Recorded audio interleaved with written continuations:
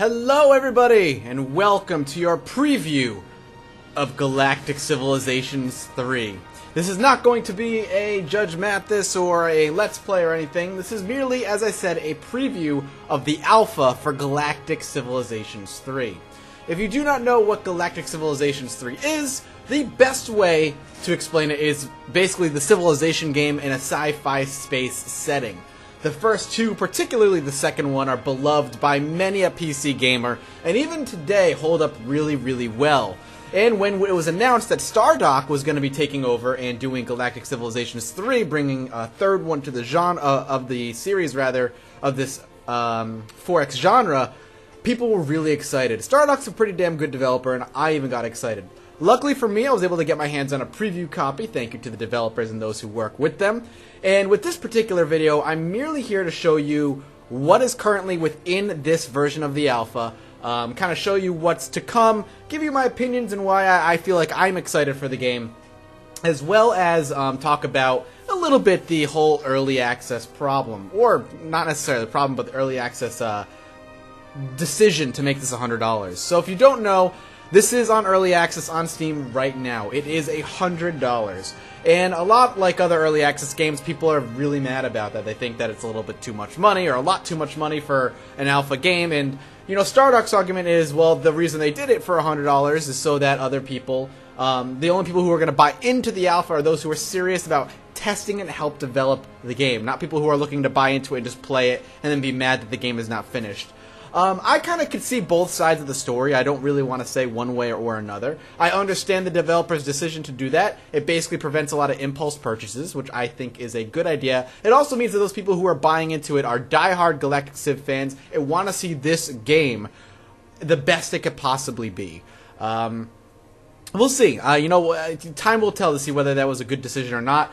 If you don't know, and I'm telling you right now, if you are one of those casual fans or are not sure about the game, don't purchase it for $100. Wait. Just wait till it comes down in price or till it's released within a year or so. I guarantee you, when the game comes out, it will be a much more palatable price, much more regular price, probably 60, 50 bucks. But that's beside the point. So, let's play a little bit and let's talk. So right on the right-hand side, you're going to see a few options that are grayed out. Those are stuff we can't touch yet because they're not there.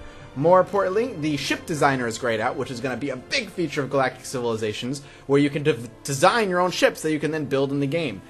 We have scenarios, which are going to be one-shot kind of campaign, semi-story, semi-goal-oriented situations. Then you have the metaverse, which I don't know what that is, and then continue game means just pick up where you left off.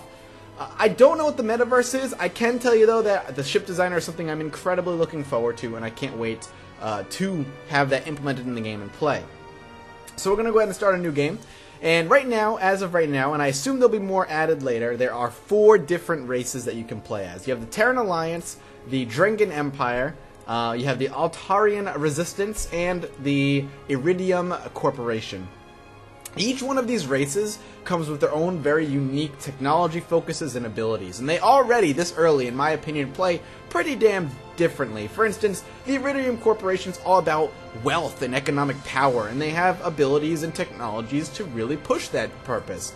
The technologies that they have, like industrial theory, you know, colonization, drive systems, you know, all this stuff allows them to expand quicker and to allow them to amass a lot of wealth. As well as they have some decent weapon systems, defense systems, but I think a lot of people get that. Over on the abilities side, they have, you know, traders, they're organized, they're economical. Right there, already giving them bonuses towards certain aspects. While, say, maybe the Altarians are more about, the Altarians look exactly like it, not fully understood. So they're just like kind of a strange race. I guess they're really, I don't really know much about these. I guess didn't really look at them last time. Let's move over to Drengan. Drengan are warlike. It's quite obvious just by looking at them. And they have the things to focus on warlike stuff, like courageous and brutal and tough. You get the idea. And humans themselves are kind of the overall. So we're going to go ahead with Earth and humans, Terrans, whatever you want to call it. Easiest way to go. Our leader is DL Bradley. Later on, you're going to be able to customize your leader and customize your races. Not in yet, but again, things to come. So, just like any other game of this type, when you play sandbox style, you can choose all kinds of different stuff. As of right now, it's only tiny and small, so we'll just leave it where it was. I'm going to leave it on tiny, that way we can actually get some stuff done. Random is the only type you can have right now. Eventually you're going to be able to mess with all this stuff. As of right now, this is all untouchable. You cannot touch it. The only type of game you can play right now is like a small skirmish stuff. But I want to give you an idea of what things you can mess around with. So galaxy options, you're going to have the ability to mess around with the asteroid frequency, black hole frequency. Again, the idea to mess with your maps to even the tiniest degree is here and present and will be available on launch. And who knows, maybe there'll be more stuff to mess with as well, but already there are some decent options. The victory conditions, the only one right now is Conquest. Like I said, the game mode is merely a skirmish, but at the end of it, when it's released, you're going to see something similar to Civilization, where you have Conquest, or you can win by research, or have a diplomatic victory just by allying with everybody. Influence, Ascension, which is like a religious victory. Turn limit, you just run out of turns. So there's going to be a lot of ways you can win. And then you have game settings if you want to mess with things, but you can't really touch anything. There's all kinds of stuff you can mess with here, and then your opponents if you want to add any. I'm only going to leave it on the Drengen Empire. We're playing on a very small map. And let's go ahead and click right in and start it up. So this is going to give me a loading screen. It's going to load up the map. So again, I'm just going to reiterate. This is very early access. It is very early alpha. There is a bare bones here. What I'm here to show you isn't, what the game is now. It's more to show you what the game has the potential to be and why I'm excited for it. I mean, I just enjoy 4X games in general, and Galactic Civ 2 is one of those really good games, and it's so good to see this kind of reemergence of these turn-based strategies come back. The fact that we have, the Alpha Centauri spiritual successor, Civilization Beyond Earth, announced. We have Gal Civ 3, obviously, pretty playable, and what's here works. What's here, even though it's bare bones, works really nicely. Alright, let's play a little bit. So, we'll zoom out. As you can see, tiny little map. I only played on Tiny. It is hex-based, it is turn-based, in case you weren't aware. So if you've played stuff like Civilization, you're going to kind of feel right at home pretty damn quickly. We're going to have the victory conditions up here, which we can't actually do anything with. We can click on some of these tabs, but for the most part, we're not going to be able to do much. So govern, we can kind of mess with where we want to spend a lot of our money, whether it be wealth, manufacturing, or research. Right now, it starts right in the middle, 33% all the way across for everything. We're going to leave it at that. You have your wealth summary and stuff over here, and then eventually you have your colonies, your governors, your trade, your stats and graphs. There's going to be the whole suite of things to tweak and play with eventually. It isn't there quite yet. We have technology, which we'll talk about when we get there. We're going to be messing with this in a little bit. Ideology, which is going to be kind of a skill tree system that we're going to get to, not quite yet. And then diplomacy is not in the game yet. You can open up the menu, but there's nothing you can actually do. So, for instance, the only guy we're talking to right here is Drengen Empire. You start at war with him. You can't do anything else. But there will be the ability to speak with people. There will be treaties, there will be stats, and United Planets, which is kind of cool. I'm actually really excited to see that. So, just looking at the tabs that are available, and then you shipyard for when you're going to be building ships. Just seeing what's available now is exciting. I mean, like, seeing all of those options are grayed out. It's kind of tantalizing. It's kind of a tease. Like, all these things you're going to be able to play with and kind of dip your sticky little fingers in them and mess around with is really exciting to get to that point. But let's go ahead and zoom in and let's start working. So we started as Terrans, so our home planet is going to be Earth. They give you 3 ships to start. We have a colony ship, we have a survey ship, and we have a scout ship. All of which are going to serve very basic purposes early on. So, we also have Earth, which we'll talk about in a little bit. So, the first things I like to do is take my scout ship and have him just explore the map. And the way I like to do that is to give him the command to do it. You can manually kind of send him to explore, but a lot like Civilization with your scouts there, I like to have him just do it by himself. So we're going to go ahead and set him to explore, and it'll set a path, and he'll start exploring the galaxy for us. The survey ship, on the other hand, is something that's going to kind of go around and check out anomalies. They're going to check out wrecks of ships and asteroids and find us goods. So we're going to go ahead and take this guy and have him automatically survey for us. And he's just going to look around for that kind of thing. And then finally we have our colony ship. So the way you expand this game is pretty simple. Instead of setting down cities and whatever hex you feel like you would in Civilization, what you're looking for is habitable planets. So for instance we have Jupiter right here. It's a gas giant. Can't really colonize a gas giant. Same thing with Mercury. It's a dead planet. You can't really do anything with it. Saturn, gas giant, can't do anything in it. Mars, but Mars is a habitable planet. So we'll go ahead and right click, and we'll send our colony ship right over to Mars and see what we can do with it. What are we going to name it? I don't know. We'll call it Methopolis. Right? There we go. Perfection. We will colonize this planet. So, once you colonize a planet, every time, at least every time I've played, it brings up a nice little event. every time you do something, an event pops up with the planet. You have to make a decision. So the event that popped up, pods. Our scouts report that significant portions of the planet are inhabited by a sentient pod-like creature. These pods bond with other sentient life. Those who are bonded by these pods experience significant physical pain at all times, but have heightened intelligence. What are your orders? So we have 3 choices. We could be benevolent and keep our people away from those things. No one should have to live in agony. We could be pragmatic, encourage people to make use of the pods, but don't force anyone. Or we could be merciless and say, excellent, require all colonists to be introduced, quote-unquote, to these pods. Benevolent, pragmatic, and merciless have to deal with that kind of skill tree that I showed you earlier. The more points you get into them, the more you can expand into that tree.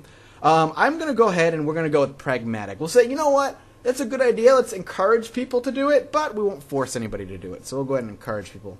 And that's going to give us a nice little bonus. Then you're going to have a look at your planet itself. So this is where you're going to do a lot of work when you play this game.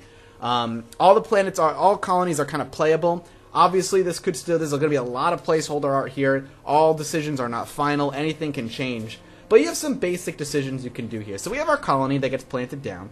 And then we have 1, 2, 3, 4, 5 different areas we can build on Mars.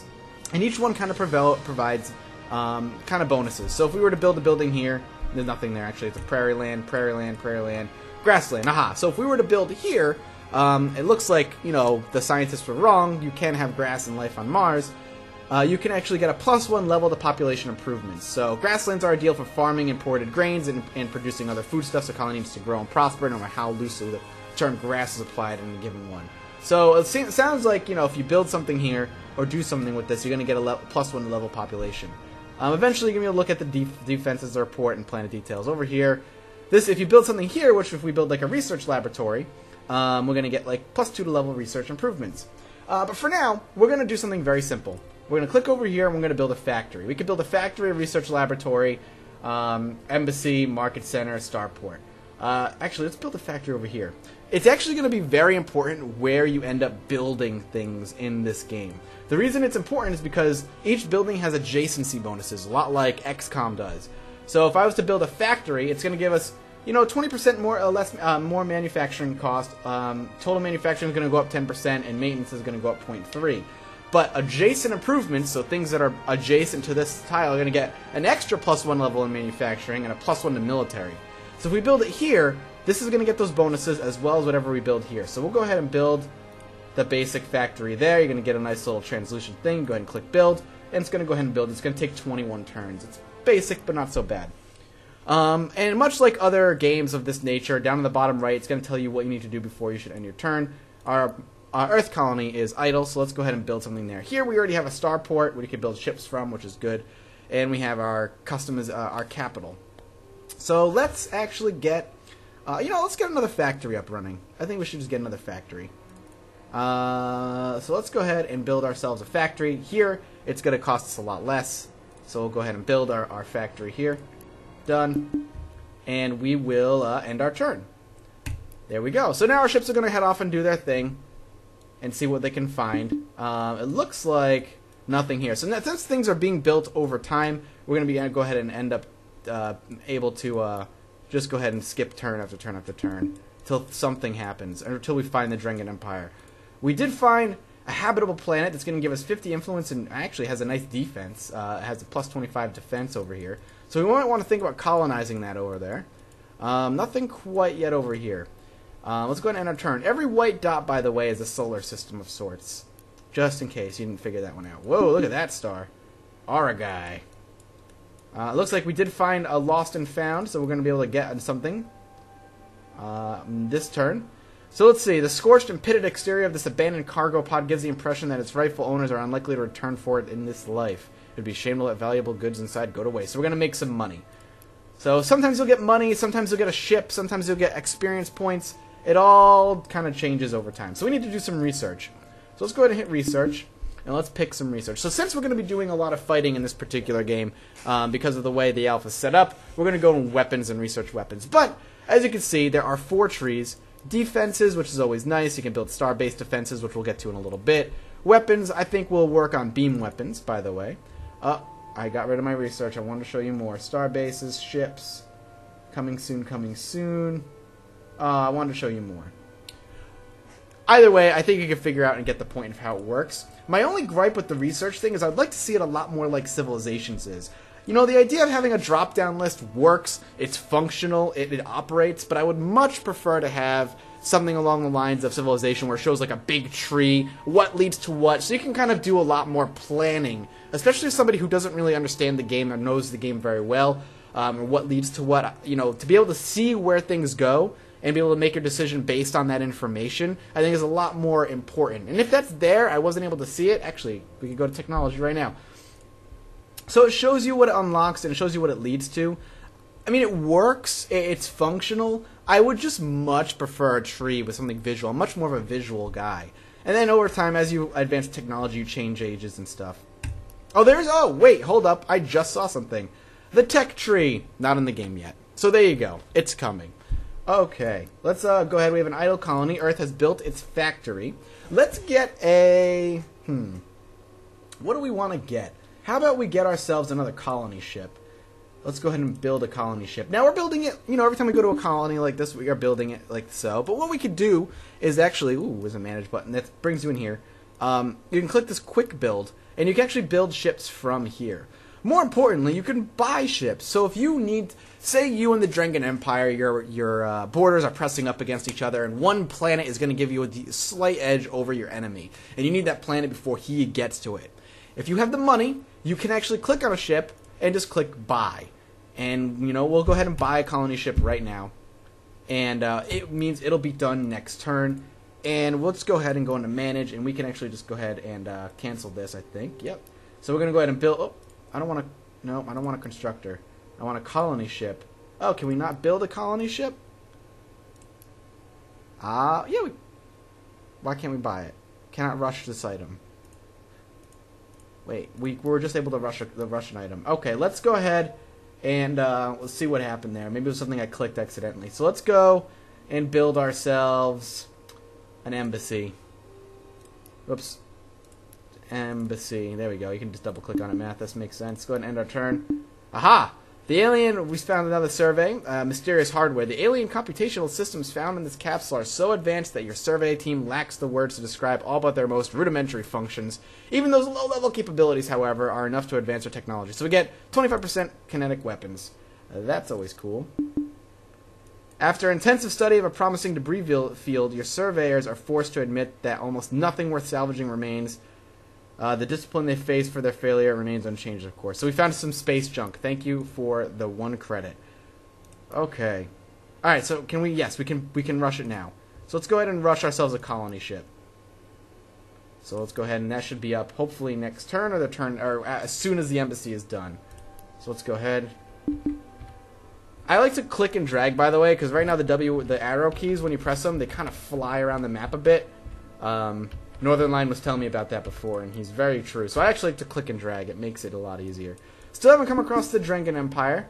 He seems to not be around our corner of the planet. Oh, actually, we have ourselves a colony ship right here, so it got finished. Greetings, Terran Alliance. The Drengen Empire Alpha A1 number 1 duty at this time is to wipe you from the galaxy. Oh, but thanks to the hyperdrive, it will make hunting you down much easier. So we have found him. There's his borders there. Let's go ahead. What is this? It's a survey ship. Let's see if we can fight it. Does not look like we can actually fight it. I would like him to fight it. It's not working. Alright, let's go ahead and eject. So we did rush our colony ship. So what we can do now is we can click on it, because it stays within Earth until we basically launch it from Earth. We hit eject. And we can take as much of the population as we want. The more population you take, I think... obviously, the higher the population and probably the faster you can build things. So we'll just go ahead and max it out. We have 12 billion people. Let's take 2.5 billion on this colony ship. And we'll head off into this area over here. And we'll start looking into colonizing it. Alright, so we have an idle colony now. Let's go ahead and build a research laboratory. Perfect. Oh, wait, we already have one, actually. Let's cancel that. Let's go ahead and build a market center. Done. We have an idle ship. Let's go ahead and get him back to surveying. There's really not much we can do right now. I don't know if he can actually do anything. I'm a little afraid he's going to try and take out my colony ship. So let's go ahead and keep working on our beam weapons. This is going to lead to unlocks lasers. Eventually, beam weapons are going to allow us to do other things. Like this is payload stabilization. Yeah, let's go ahead and keep doing beam weapons. And then we'll eventually start building some ships that will be able to do some actual stuff. Like fighting ships. Right now our ships are just survey and so on, and it doesn't really do much. Alright, so we're going to go ahead and habitate this planet. We'll call it Mathopolis 2. Yep.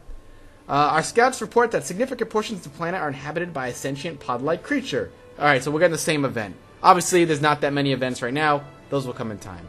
Let's go ahead and be pragmatic and do the same as we did last time. And then we're going to get a basic factory up, like right here. Alright, good. So we've expanded our borders, as you can see. Nice, where we're actually starting to work, and the borders are, in fact, working nicely. We have another habitable planet here, but this one was obviously a little bit better for us because of the bonuses it provided. Alright, let's start picking our ideology. So now we have enough in pragmatism to get the first one. What it's going to allow us to do is create an outreach group, which gives us, some research bonuses. And it's going to allow us, pragmatism allows us to research more, while merciless would allow us to soldiering, so we're going to be more warlike. And then, of course, if we were benevolent, this would be diplomacy and whatnot. The only two useful ones are going to be these two for now. So we'll go ahead and pick, what do we want? Sure, Pure Science Academy. So we're going to go ahead and click done. Am I not understanding? I have to. Oh, there we go. So we unlocked pragmatism. We're becoming a pragmatic race. How excellent. Still waiting for things to finish. Looks like Mathopolis 1 is going to be finished with its factory shortly. Oh, my door's ringing. I'll be right back. Okay there. Sorry about that. That was my doorbell ringing. A little bit of Mathis behind the scenes. Okay. What was I doing? Okay, let's continue on. So yeah, working on weapons. Oh, we need to start getting ready to take care of him. We are searching through. It looks like he does have Peleus 3, so we're going to start working on getting rid of him. So our basic factory is almost done, which is good.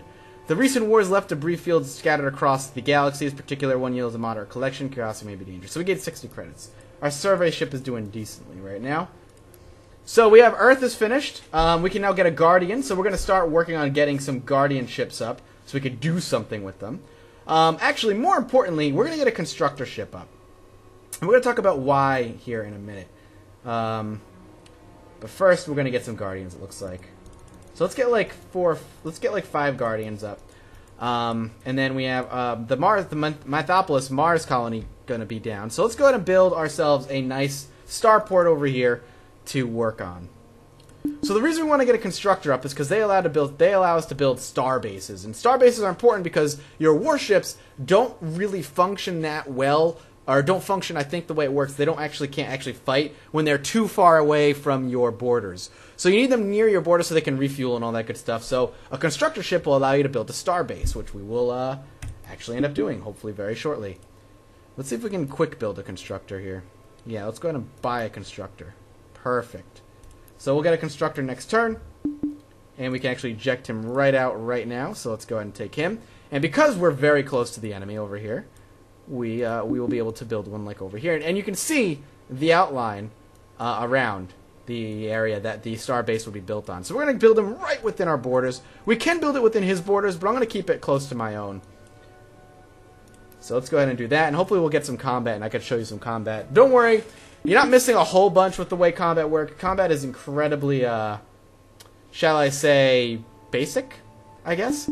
While investigating a gaseous anomaly, your survey has found a previously unknown element with remarkable properties. One of the senior scientists among your crew adapts your existing life support systems to utilize this strange element, greatly enhancing your system's efficiency and therefore your fleet's range.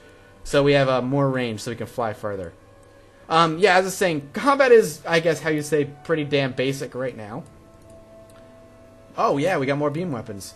The reason this is because, obviously, there's still not a whole lot in the game to really do much. But we are being able to see what he is capable of right now. So let's go ahead, and we can command him to construct here. And you can see, we're going to actually end up pushing his borders back quite a bit by doing that. And now, what we're going to want to do is wait for our Guardians to finish up, I guess, and then move on from there. So now we have laser, beam, cohesion. What is this going to do? Beam range, so we can shoot from further. Beam range, beam mass. Let's go ahead and research beam range. Get a little bit of extra range on that shiz. Once Mathopolis done with the starport, we can start pumping ships out of that. And it looks like he hasn't gone too much further out than we have. Once this is done building this factory, I do want to start getting colony ships maybe outward. I'm not going to do a full game here. I just want to show you how it works. And I feel like, this is really it.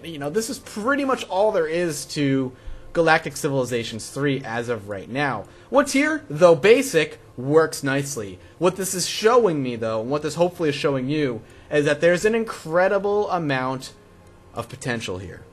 They're not deviating too far from what Gal Civ 2 brought to the table, but what they are bringing and what they are tweaking and improving with modern knowledge is enough. And keep in mind, too, this is so early that even though it may look a lot like a 3D version of Gal Civ 2, a lot of the art here is placeholder. So that's gonna end up getting replaced, improved.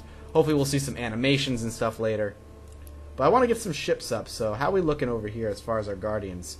We have one Guardian up. I would like to quick build another Guardian, but we can't right now. But it's 4 turns per build, so that's not bad. Beam weapon, let's go ahead and start maxing out our beam weapons so we can start doing some stuff. We do have a couple ships in there.